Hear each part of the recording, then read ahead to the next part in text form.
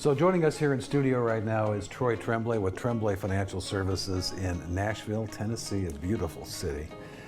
Troy, I know your story somewhat, but I want you to share how you got into this business, why you got into this business, because you were pretty young. Yeah, it feels like I started in the business a lot younger, I've been in the business a lot longer than actually officially have been in the business. But yeah, I started, when I was in third grade, going to the office with my dad every morning get up at 5:30. California, the market opens at 6:30, so we had to be there by 6. And I would get there, get coffee for my dad and the other stockbrokers. Back then they were called stockbrokers in 1983. And I would deliver Wall Street journals to all of them, and the papers would come in the morning. And run errands for them. There was a McDonald's across the street. I'd run and get breakfast, and they'd pay me little tips here and there. And then I would walk to school, and school was 4 or 5 blocks from the office, and go to school. And then after school, I would come back to the office. And over the years, I started saving money from all the little tips that I'd make. And I just opened my own stock portfolio, and I would buy my favorite company stocks. So Pepsi, Topps baseball cards, McDonald's. My parents drove a Volvo, so I bought Volvo stock. And I started to learn about the stock market at a very young age. Learned about what dividends were and price to earnings ratio, and a little more complex as I got older. I learned more and more.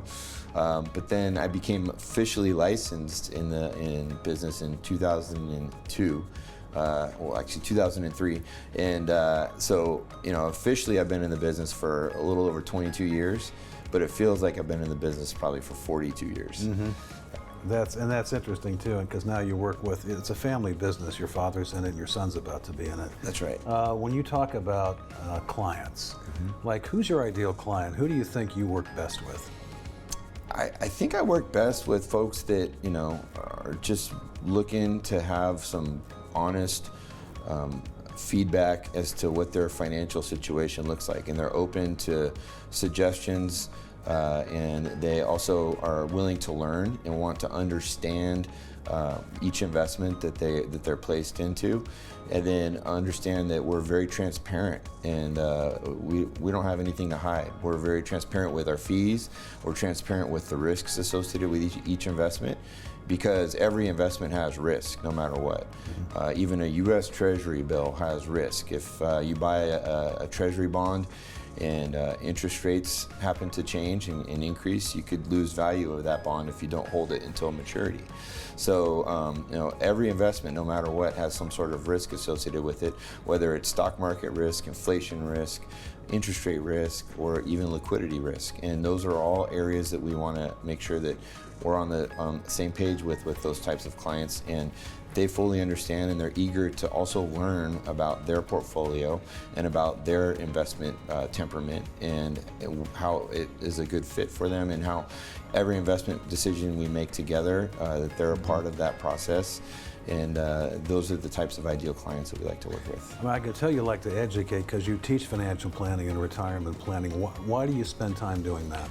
Well, I think it's important, and also, when it comes to finding new clients, in which I did quite a bit of extensively in the beginning of my career, I realized that people that were eager and willing to learn and put in the time and effort are really the ones that are going to understand the overall portfolio the most, because in the retirement planning process the most, because they are willing to put in their own time, their own energy, their own studying of investments and learning. So I would say that is why I put a lot of my emphasis and focus from a marketing standpoint into education, because people that are willing to learn are always going to be the most hands-on and the easiest to work with. For somebody watching this right now who, and just in general, consumers cannot tell financial firms apart. Probably because a lot of them pretty much all say the same thing. Sure. Everybody's a fiduciary, what is holistic planning, which may or may not be words that they even understand, but they kind of know they're important. So with that sea of firms out there who kind of work in the same area, the same industry, what do you think really makes you different? Well, I think that a few things. The one thing that sets us apart from everywhere else, in my opinion, is our customer service. When I was going to college, I worked at a company called Nordstrom. And I don't know about now, but back when I worked there, their customer service was the most important thing for them. And I learned a lot working there and how important customer service is. I remember one time I worked in men's furnishings where they sell shirts and ties and belts and socks and all those types of accessories. And one day I was at work and a gentleman came in and was going to a wedding, and he needed a tie that he wanted to match with his wife's dress. And they even brought the dress in to compare the colors, and I helped them pick out a tie, and great, nice people. And they left. They were from out of town. They went back to their hotel. And about, I don't know, 30 minutes later, I get a call, and it was the gentleman that was in there, and he said, I actually misread the invitation. I needed a black tie.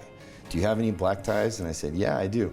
He's like, okay, well, I think we're going to try to stop by and pick it up on the way to the wedding, but I'm not sure. Can I give you a credit card number and pay for it over the phone? I said, yeah, sure. And I said, you know what? I'm going on my lunch break soon. I'll deliver the tie to your hotel. And he was like, you will? And I said, sure, no problem. So I take the tie, deliver it, and he tried to give me a $20 tip, which back then in the 90s, that was a really good tip. Yeah. And I was like, you know what, sir, I can't take that, but here's my card. If you could write a letter to my manager telling him that I provided you with excellent customer service, that would be much better than the $20 tip. And he's like, of course, no problem, done. So that client, that individual became a customer of mine. Even though he lived far away, he would still call me and buy things over the phone. And I had a great customer because I provided that excellent service. And that's something that I realized if I do that for customers in this business, it's even more exponentially great for my branding and for my relationships with my clients, because they'll tell other people about it, and then I'll get more customers that way. And so as an independent firm, that's the coolest thing ever. Yeah. No boundaries, really. You are obviously a fiduciary, so you have to do by law what's in the best interest for the client, but you have unlimited resources. What does that mean for the client who may not even know what that's all about? They may be working with somebody who's quote unquote captive. How is your situation probably going to be better for them?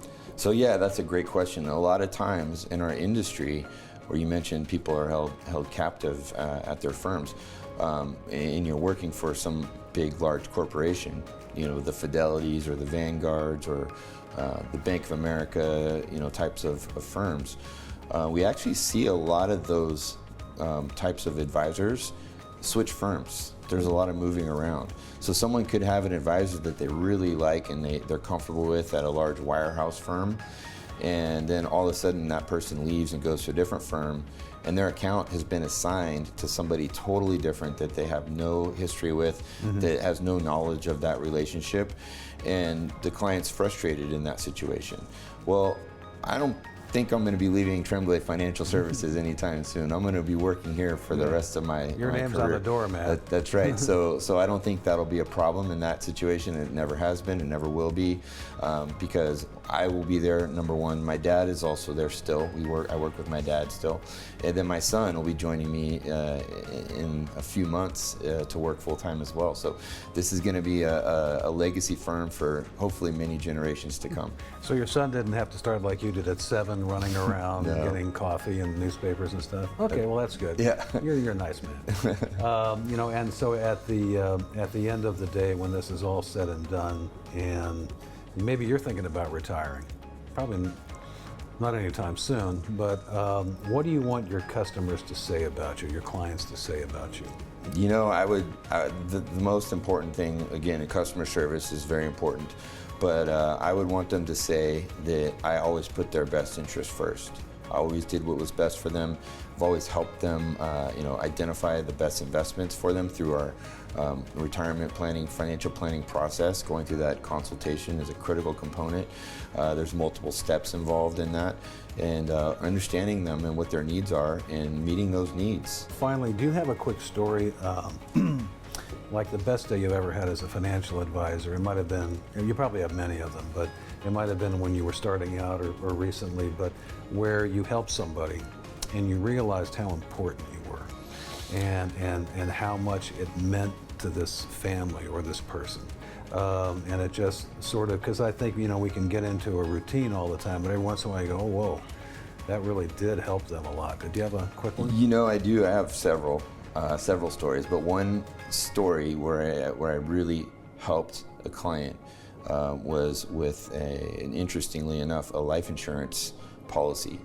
The client had an old life insurance policy, and the client had some health issues, some health concerns.